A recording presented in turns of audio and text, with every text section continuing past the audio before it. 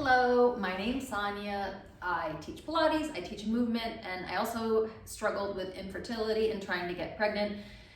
And I went deep searches of all different things. What I'm trying to do is prepare you for your body, for the tension, and also kind of teach you about a self-massage. So in my search, I heard you should do acupuncture, and I did do acupuncture for a little bit. There are some clinics that have chair and like 6 people in the room, and it's on a sliding scale and can be very affordable. My body started pushing the needles out, just dropping them through, and so I knew that I needed more work, and I ended up going through IVF, so I found a lot of stuff going on in the body. But I did connect to someone in acupuncture, so I guess it would be Chinese medicine, and she told me about the Mayan massage that they massage into your stomach. And there was quite a few therapists in the area, but me, I love doing yoga, using the yoga block, or you can use the towel just to massage out some adhesions, because I like doing this on my own. And if you're watching this and you like to do things on your own, it's great. Block therapy is a wonderful program. That block is $120 and it's wood. And it's an amazing program for the whole body. It's not for fertility necessarily. This kind of stuff, it will help your body release adhesions and tension and put things in the right place to help with pregnancy. But if you have other issues like adrenals or hormones or egg issue or endometriosis or polyps or fibroids or any of those things, it's only going to get you so far. And so if you were to go to a fertility clinic, they do a check to kind of see what's going on. I ended up needing surgery to remove endometriosis, which I was really shocked that I had, because I thought I knew my body. And so it helped me heal post-surgery and then get ready for the treatment of IVF. And then I'll do another video to talk about what you can do when you're pregnant, and then something else you can do when you're not cleared to do exercise yet, and then the things that you can do with C-sections and healing all of that. So I just have a regular 4-inch yoga block. So what we're going to start with doing is putting it on the stomach, lying face down. So don't be pregnant. You cannot be pregnant for this. You don't want to be doing that. This is for just getting your body ready. So you're going to come down. It's between the ribs and the hips, and you just get comfortable here. You can be up here and you can sink down more, but I find it more comfortable up, but that's me. As you get better, you can lift up more and just have it sink in differently. So you're trying to breathe and feel the release. This might not be comfortable, especially the first couple times, but over time, you're gonna want to feel it getting a little easier, a little less painful. And if you've had surgeries or you've had other abdominal issues, this really might not be comfortable. And I'm sinking in, and I'm just kind of pulling myself to one side, and I can just feel my fascia releasing and stretching. So the fascia is the soft tissue, not so much of the muscle. We could be getting into some muscle too. Keep breathing in. I'm going to slowly go over to the other side. And not going fast. I'm just trying to be here, be still, and let it just sink down. So breathing is a huge thing that's going to help you calm down, and not just mentally, physically. I don't like no one has ever calmed down from being told to calm down, but we could physically have the fascia release, which relates to the nervous system and the soft tissue, and you might be able to feel relaxed. And one side might be a little bit more tender than others. And then you're gonna go move the block up just a little bit, or just scoot down. So it's on the rib cage more, so right on the diaphragm. Same thing, being here. If you're really tired with your upper body, you might need to take a break or prop yourself up, and that's fine. but we're really changing the rib cage fascia, the abdominals in the fascia, if there's any adhesions in here, if anything's stuck together. All the fascia in our body is connected, and it should be gelatinous and glide.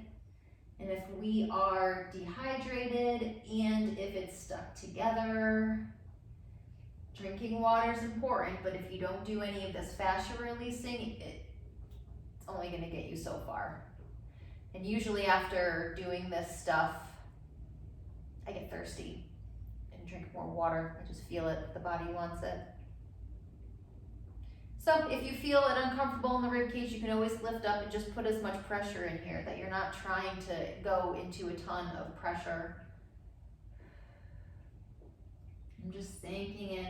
And you can sink in, and as it releases, you start to go in more. And you can kind of twist a little bit, you can lift a little bit, sink in. You can use the edges, you can use the corners. If you're not sure about something, I always compare it to the other side to kind of see if it should be that way.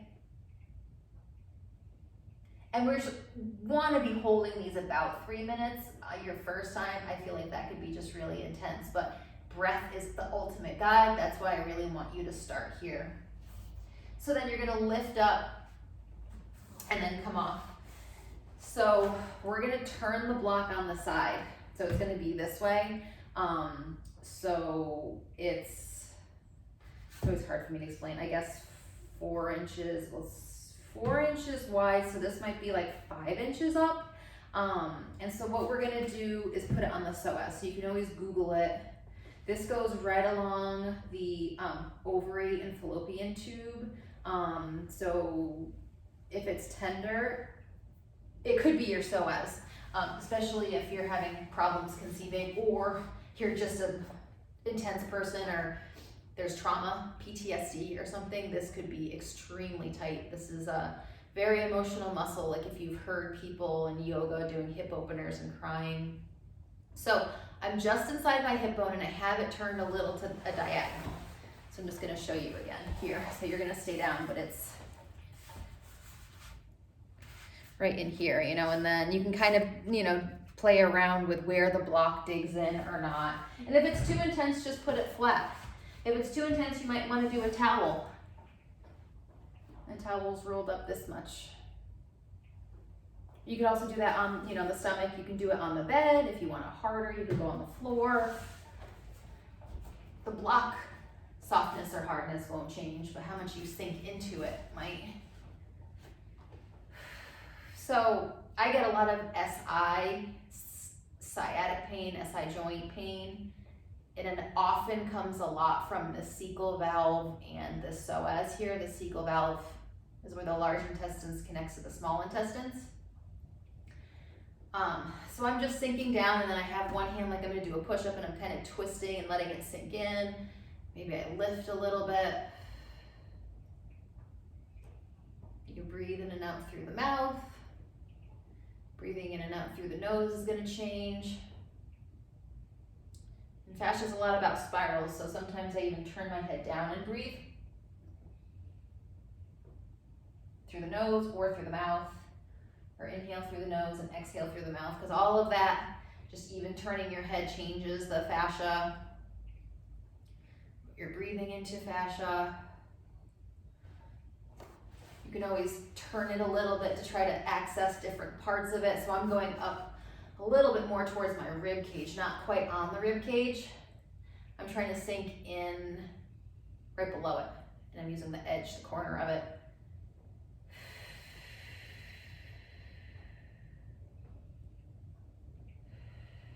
Let's do a couple more breaths here. And if your arms are getting tired, it's just part of it. You're holding a plank, so if you have a bolster or a pillow where you can somehow you could lie down more, it just doesn't feel like the right angle for me. All right, so I'm gonna come off. I'm gonna do the other side, so you angle the block the other way. I'm starting with it lower down towards my pubic bone. So I'm postpartum now. It's digging into some of my C-section scar.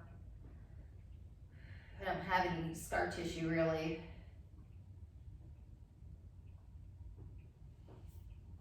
Trying to keep my shoulders down, trying to feel my armpits, and then use your breath to sink down. And on each exhale, just sink down and get heavier.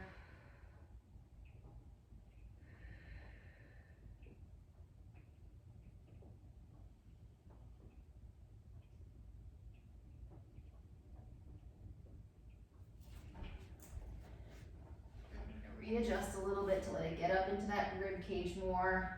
My other knee's pitched out, bent. You can see my foot's here. So by going and getting a professional of the Mayan massage, they're going to really go in and break up specific parts. The whole body is connected though, so you really should be getting a whole body massage too. But if you're someone who's self-motivated and doesn't mind working out on their own, I really appreciate the blocks. And in the other videos, I'm going to show you balls that you can use. And so the cost of this regular yoga block at TJ Maxx is like $5. The block therapy is $120 plus you have to get the program. It's $147 at the time when I bought it. I used it during pregnancy in some areas, and then postpartum, and I still use it, so the value to me has just been super intense. So come and feel that. A lot of times our fascia can get locked in a pattern, so it can be pushing out too much, it can be pulling in too much. So this is just a nice way to also kind of like flatten your abs, and then it's going to take the pressure off of the back. So then you're going to come and lie down on the side of the rib cage. Bottom leg can be bent.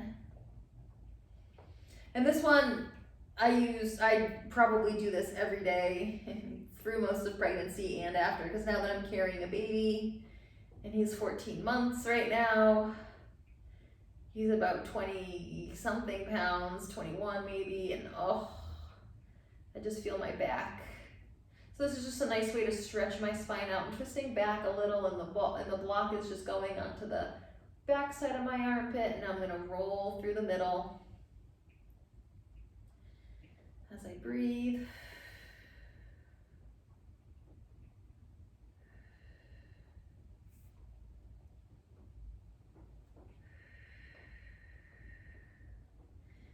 As then I'm coming more towards the chest. And then rolling onto the chest more. And you could put the block right on your breast and breast tissue. I'm not sure how it would affect milk supply, except I would imagine if you have any adhesions or some blockages in the milk production ducts, if any of that, this might help. It's also going to help your whole body hydrate, so that's only going to help with milk production. It really shouldn't stop or be a negative thing at all. So just kind of rolling out and putting pressure on the side and like the lower part of my chest. And then I'm going to scoot up just a little bit, so I'm going down on the rib cage a little bit more. And so by stretching this top arm up and over, I can really feel a nice stretch between my shoulder blades. So that's where you feel the tension. You can always block there, but I just feel like this is just a nice indirect way to really open up the rib cage. This is going to help open up the lymphatic system, which is going to help open the milk duct supply. And we're now getting to pretty close to the side of the diaphragm here. And so your breath is how you exhale your calories, because carbon dioxide carries out the toxins that we should be getting rid of in our body. And so if you were to breathe like weight loss depended on it, this is something that can just help you postpartum. It can help you, just appreciate the breathing more. And as there's so many different breathing techniques of box breathing and this breathing and that breathing, and all of that's great, but this is actually physically going to change the amount you can inhale and exhale. So if I just sit up, take a breath, I feel a lot freer through here, and this is where my diaphragm is, and I can feel a nice good breath in and out. If I twist a little bit, I can feel a ton of tension on the side that I haven't blocked yet, and this side just feels nice and free. Okay, we'll do this side, and if you use a towel instead, it's the same thing. Same side. I mean, you can even use the towel if you have a bad shoulder and put your head here. But if not, you can have your head under, or I like the stretch up and over. So we're just below the armpit, just where we would put deodorant on.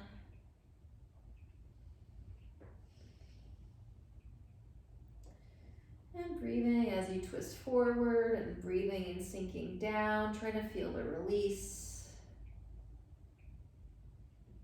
And you can even use the block on your head, so about that 3-4 months postpartum when you start to lose your hair, you can block and help to get blood flow up to the brain. I also got some, I don't know, essential oil, whatever, when I got desperate enough. And I don't know if it was just timing of when I just stopped losing my hair, or if it actually helped, but I do feel like it actually helped my hair growth start to happen again, helped it not get lost as bad, not keep losing the amount that I was. I just ordered it from Amazon. I don't know, maybe it was snake oil. So this side just feels a little tighter, so I'm just gonna might hold it a little longer, waiting for a release. And then I'm gonna scoop up a little, put it down on my rib cage a little bit more. And then the arm comes up and over and breathing. And if this is just too intense, go to the towel, because you could get a rib release. It's quite painful. It might take 3 to 4 weeks to feel better. In the big picture, it's actually a good thing, but in that short term, it seems quite uncomfortable. And that's something that's heavily talked about in block therapy, and actually quite a few people constantly ask a day, all the new people who get the rib releases. It probably sounds like a rib break. Ribs are usually more pliable, so unless you have like osteoporosis, it could be unlikely, but it's always good to go get checked by a doctor if you think, especially if you're going to be pregnant and that area is going to be changing. But you just made more room is kind of how I look at it. And if you have any shoulder issues, you're probably really tight in the rib cage, so you're going to want to release it. All right, let's come up. Feel free to hold those longer. Just take a couple breaths here. See if you can just feel that difference. And then we're gonna go into the organs a little bit more intense. So even to this day, when I do stuff, I feel kind of like lightheaded, woozy afterwards, because it's called a healing crisis. You're just moving a lot of stuff around. So that might be all you can do today. This stomach's organ series that we're about to do is intense also. Also, if you can't lie on your stomach doing it, this is gonna help. So my rib cage, I'm gonna put the block just below it, and it's on my right rib cage, and I'm gonna angle it down and then come put my leg onto it. And I'm gonna have my hands hold my left knee in, and then let the edge of the block just sink in.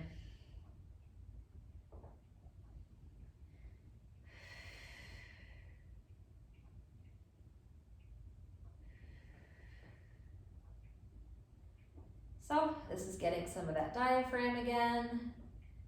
Might be getting some of the lower part of the ribs. You can move the block around, move your legs around a little bit, so then the different parts of the block. If you really don't like the edges, then try to get the flat one. You could always get a 3-inch yoga block and see how that feels. I've been having some feeling a little lower down, closer to my lower psoas, just, well, I guess like by my hip bone. I think that's more C-section scar related. So you can explore it down there, and I'll explain this more also in the postpartum stuff.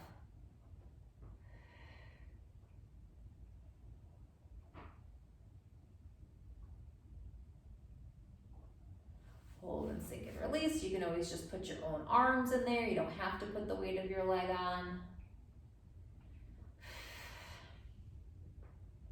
It's always interesting to know, like, is that an organ or is it just the fascia? Is it abdominal layers?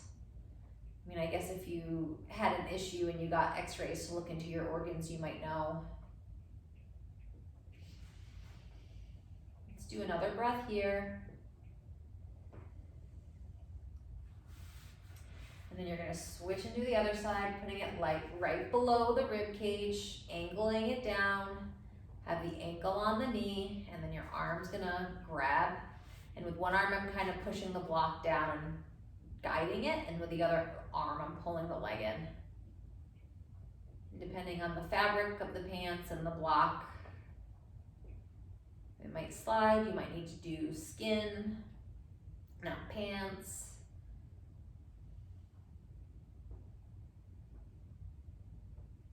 So you don't have to be pushing in. You're not going to cure any organ issue by doing this. You're really just trying to address the abdominals, put pressure in the organs, and that can then help create enough of a healing crisis that fluid might get flushed around. If you have any stagnation of flow in the body, you might get extra inflammation, which is usually water. And the body is okay with inflammation because that job is to flush stuff around and move stuff. It's just when it becomes a chronic thing that it starts to get questionable. And I can get so far because I started up on my ribs and I'm moving down and kind of going lower. I can readjust it, that the leg doesn't necessarily help me. My shoulders are down and back, and I'm trying to use my armpits and the back of my arms to dig in here.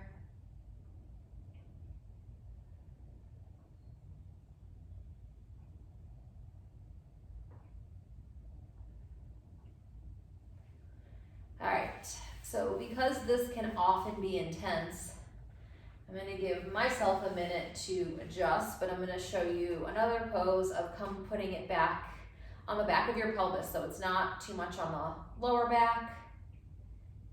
It's not, it's on the back of the pelvis, so it's on the pelvis. My feet are about hip distance and parallel.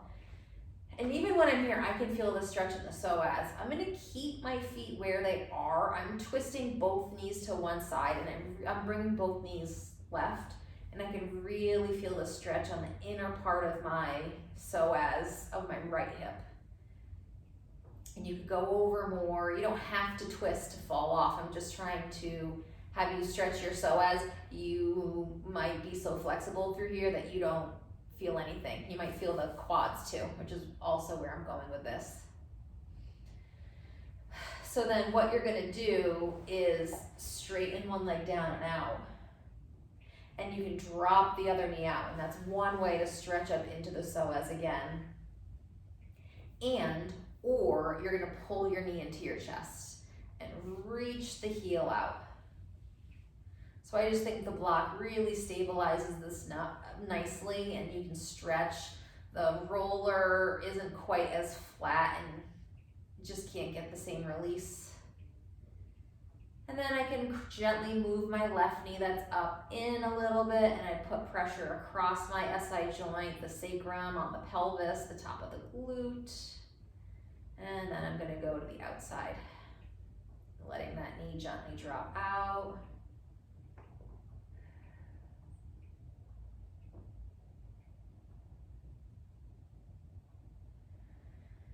Yep, and I just feel all that stretch in my psoas.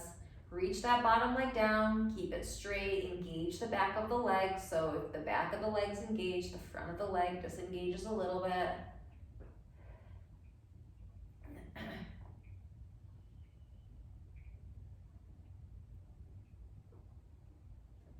So we're really just opening up all the pathway here. And then we're gonna switch and do the other side, reaching that heel down and out, letting the knee come into the chest.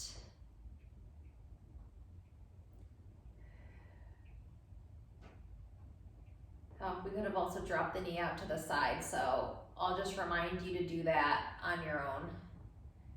unless I happen to remember before changing.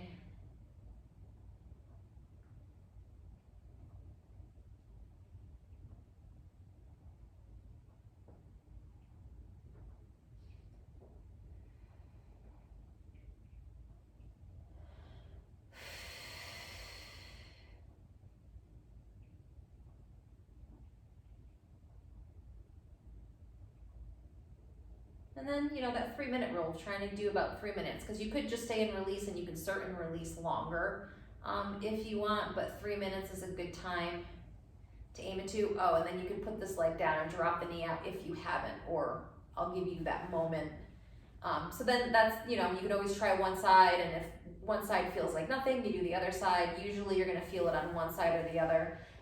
If you don't feel any of this, you just must not be in your psoas, or you have a bit of a hypermobility issue. So going through pregnancy will be interesting because your ligaments will be getting released, not your muscles, in prep for the baby. All right, we're gonna work on some pelvic floor sitting on the block. So we're gonna put it this way.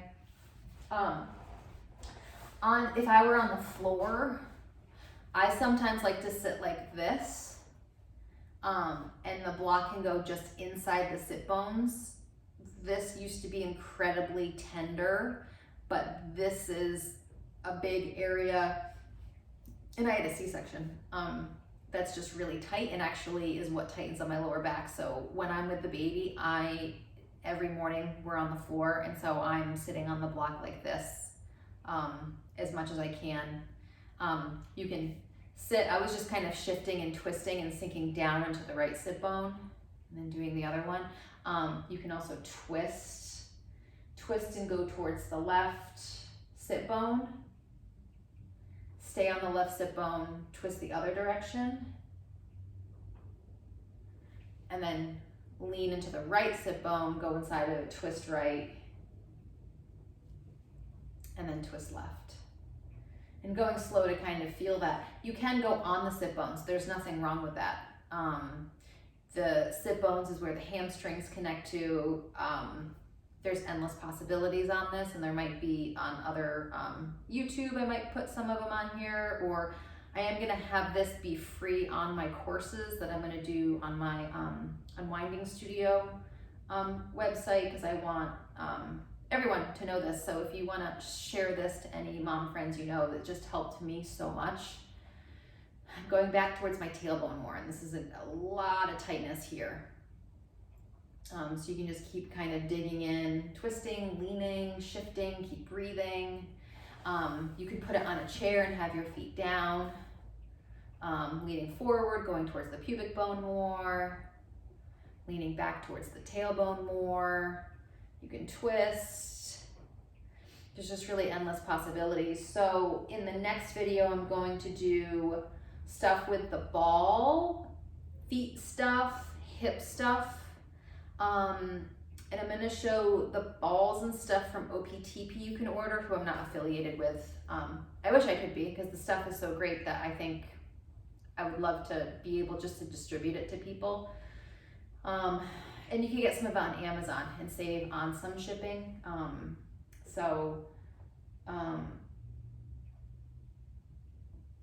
That'll be the next video to do while you're pregnant. So you can do a block with some of the stuff, but the balls are just a little different. The block really seems to release deeper. It tends to be more of the bone. It's different than the balls and the feet stuff that I go into. So let me know if you have any questions. I hope this helps, and good luck.